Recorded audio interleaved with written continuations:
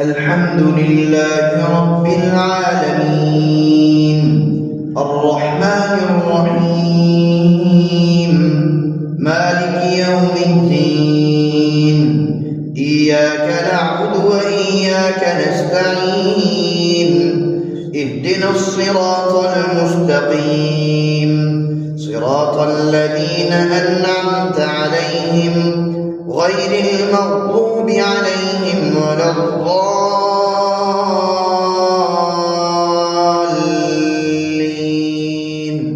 آمين. وقل لعبادي يقولوا التي هي أحسن إن الشيطان ينزغ بينهم إن الشيطان كان للإنسان عدوا مبينا ربكم أعلم بكم إن يشأ يرحمكم أو إن يشأ يعذبكم وما أرسلناك عليهم وكيلا وربك أعلم بمن في السماوات والأرض ولقد فضلنا بعض النبيين على بعض وآتينا داود زبورا قل ادعوا الذين زعمتم من دونه فلا يملكون كشف الضر عنكم ولا تحويلا أولئك الذين يدعون يبتغون إلى ربهم الوسيلة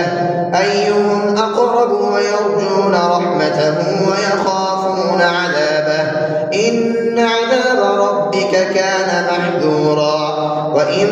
من قرية إلا نحن مهلكوها قبل يوم القيامة أو معذبوها عذابا شديدا كان ذلك في الكتاب مسطورا وما منعنا أن نرسل بالآيات إلا أن كذب بها الأولون وآتينا ثمود الناقة مبصرة فظلموا بها وما نرسل بالآيات إلا تخويفا وإذ قلنا للملائكة اسجدوا لآدم فسجدوا إلا إبليس قال أأسجد لمن خلقت طينا قال أرأيتك هذا الذي كرمت علي لئن أخرتني إلى يوم القيامة لأحتنكن ذريته إلا قليلا قال اذهب فمن تبعك منهم فإن جهنم جزاؤكم جزاء موفورا واستفزز من استطعت منهم بصوتك وأجلب عليهم بخيلك ورجلك وشاركهم في الأموال والأولاد وعدهم وما يعدهم الشيطان إلا غرورا إن عبادي ليس لك عليهم سلطان وكفى بربك وكيلا ربكم الذي يزجي لكم الفلك في البحر لتبتغوا من فضله إنه كان بكم رحيما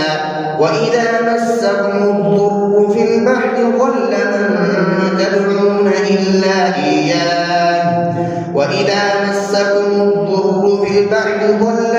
من تدعون إلا إياه فلما نجاكم إلى البر أعرضتم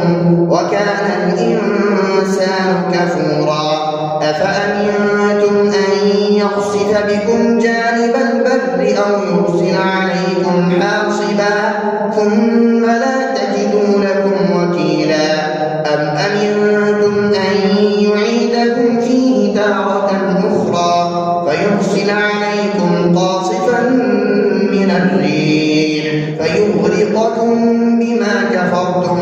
ثم لا تجدوا لكم علينا به تبيعا ولقد كرمنا بني آدم وحملناهم في البر والبحر ورزقناهم